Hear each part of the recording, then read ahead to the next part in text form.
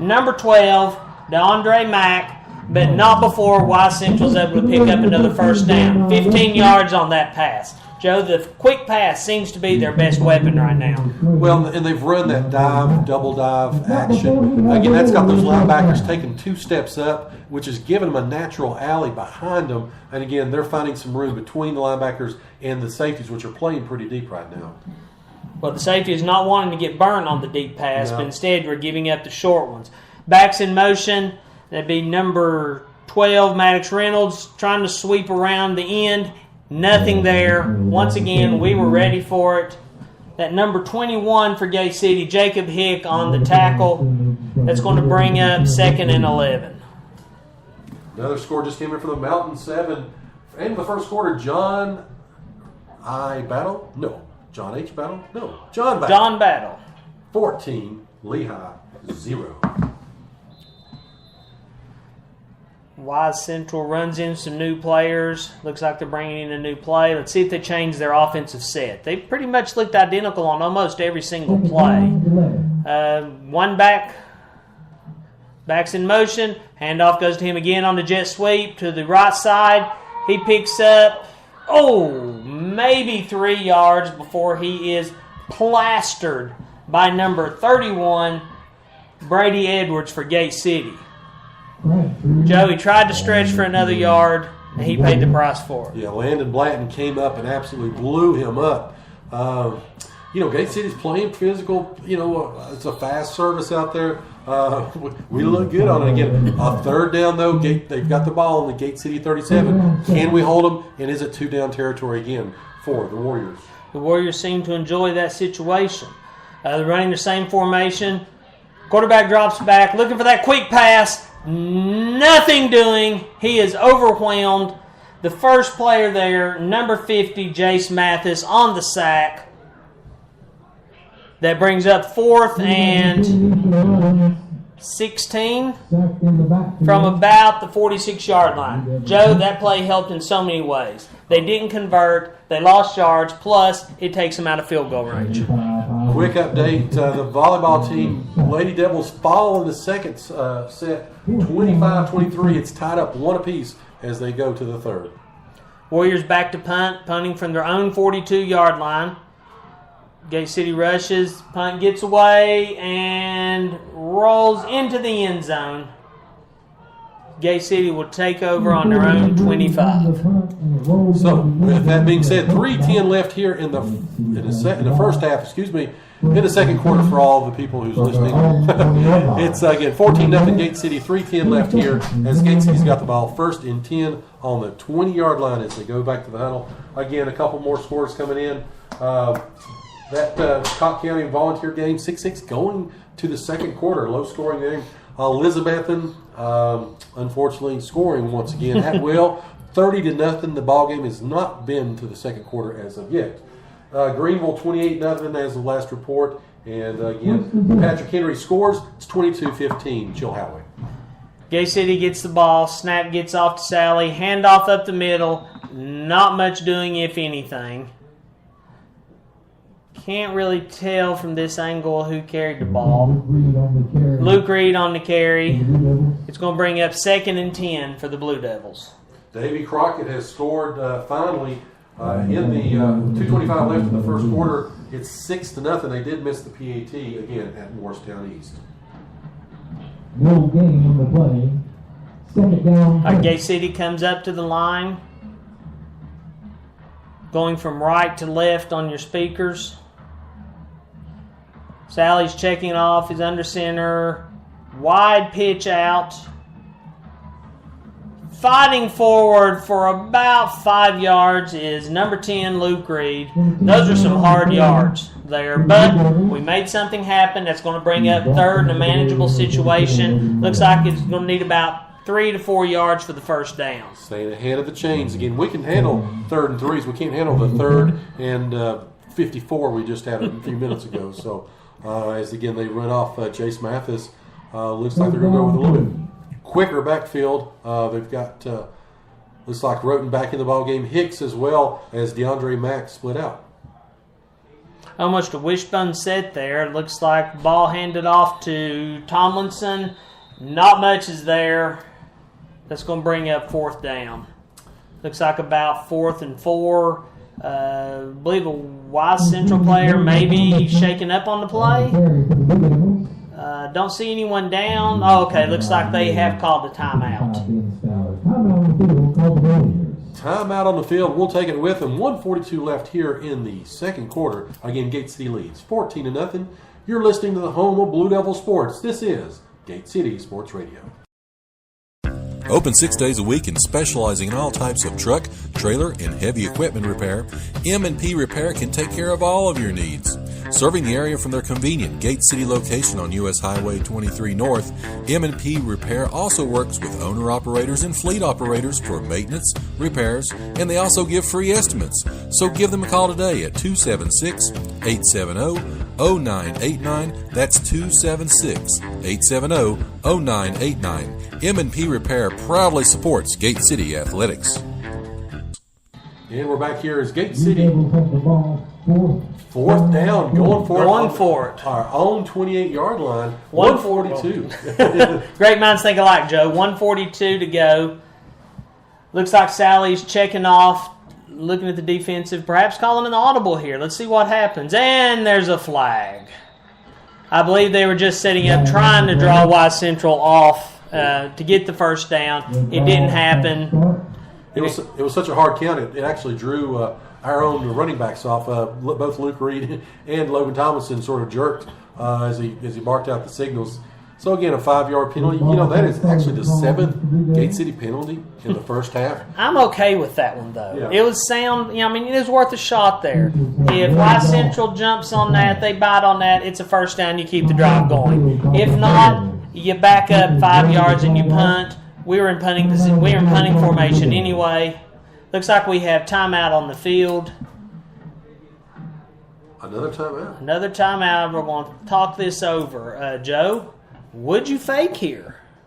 I wouldn't think so, but I also would not necessarily have thought about an onside kick this early in the game.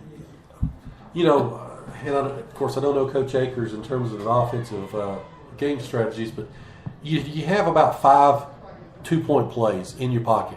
Again, that's a 3 to 5 yard play. If you wanted to try to go for something that's kind of specialized that you work on. But looks like Gate City will drop back in punting formation. Again, 1:42 left here in the second quarter, punting from their own 27. 4th down and 3 for the Blue Devils. Gate City's in formation. Apparently back to punt. Snaps back. Good snap. Kick is up. Long spiral down the field. Fielded by Wise Central, number 13. And not much on the return. He swarmed down number 31, Brady Edwards, the first one in on the tackle. Wise Central will take over on their own 42-yard line. 1:31 to go in the half. We need a defensive stand here. Yeah. Of course, an interception would be awesome. Of course, if you've got Gate City in your fantasy football league for your defense, you're praying for that as well. But, talk about Wise Central. Of course, they've got a good young quarterback, good young skill kids. Of course, he threw for over 150 yards last week against Lehigh. But we've done a pretty good job in pass defense this year. So be interested to see, of course, with that front. We've already got 2 sacks early in the ball game here. Warriors have the ball, 1st and 10 from the Mullins back in shotgun. One back with him. Low snap. Gets a quick pass off. It is incomplete. Mullins pass intended for number 9, Josh Price, falls incomplete. Intended for number 9, Josh Price. Just overthrew it. But again, Joe, that quick pass was there. I really don't think, though, much would have come of it. We had that pretty well defended. We were set up on that. Wise Central has come out, and it looks like almost the exact same formation every single time. That's got to be making it easy for our defense to start setting up. It's a elaboration of the one set, which is an old Mouse Davis offense, where you got 2 splits, 2 guys in the slot. Of course, now that I say that, they're running trips right. This side of the field. Let's see what happens here. Quarterback drops back, being pressured. Breaks out of the pressure. He's going to keep it and run. It'll be number 10. Ethan Mullins breaks through. Big pickup, finally knocked out of bounds on about the 34-yard line. Joe, that was big. Huge. Of course, he's broke contain twice, and he's been, he's able to pick up that first down for them in the ball game, and then, of course, right there, being able to break the contain. Again, they've got the ball now on the Gate City 33-yard line, 1:16 as they stepped out of bounds. Wise Central's driving here before halftime. Wise Central sets, snap, quarterback rolls out. Mullins looking for a receiver down the field, hits him in the worst place possible, right in the numbers, drops it, incomplete pass. It'll be bringing up 2nd and 10 with 1:11 to go. Now going back to the previous play, Mullins was sacked. He was sacked for a 10-yard loss, broke free, got hit again for about an 8-yard loss, broke free, and ran for, what did you score that, about a 30-yard run? Yeah, about 27. Yeah, so that's, can't do that. Of course, like I said, we've seen some of these mobile quarterbacks all season long, and he was able to do that. Again, 2nd down and 10, 1:11 left here in the first half. That same formation, Mullins back out of shotgun. He's rolling out, looking to throw, feeling some pressure, going deep. Incomplete pass. No one even really close. Their receiver does a pretty good job acting there, trying to get the foul called. He just kind of fell over on his own. Well, whenever the ball is 15 yards over your head, they're not going to bite on that. So, anyway. It was a good effort regardless. It's number 13. We actually don't have his name listed here right in front of me. But Wise Central lines up 3rd and 10. You got to be thinking pass play again. That was Lester on the incomplete pass. Let's see. Exact same formation again. Quarterback Mullins in shotgun. He's rolling out again. Throws back across. Almost a reverse screen. They pick up maybe 1 yard off of that. Yeah. That's going to bring up 4th and 9 from the 34-yard line. Again, 3rd time this game, Wise Central's kind of in that no man's land. Looks like they'll go for it again. 40 seconds and counting here before halftime. Quick scoring update. Virginia Tech, for all you fans out there, up 14-7 now as they've taken a lead. 5:52 left in the first quarter. Wise Central does decide to go for it. 4th and 9, 27 seconds to go. Mullins back in the shotgun. He's dropping back to pass, feeling the pressure. Just heaves the ball up. It is caught. 3 defenders around him. He comes out of nowhere. The receiver can't see who it is because he's still on the field. Looks like he got shaken up. Joe, he came down out of the air and landed right on the ball. It was a legit catch. I'm sure he's got the breath knocked out of him.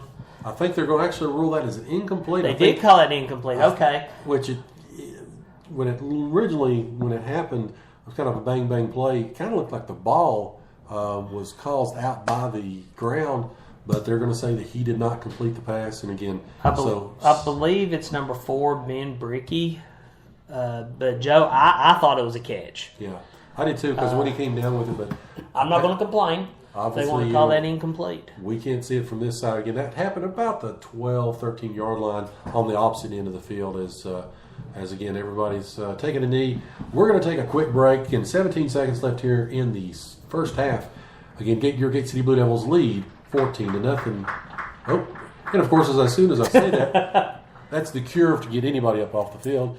Again, so he's hobbled off the field. Again, looks like a lower leg injury. We'll try to get an update on that as halftime comes up. Again, Gate City, though, is going to have the football 1st down and 10 from their own 32-yard line. That was Ben Bricky shaking up on the play. He made a hero's effort. Like I said, I thought he had it, but we'll take it.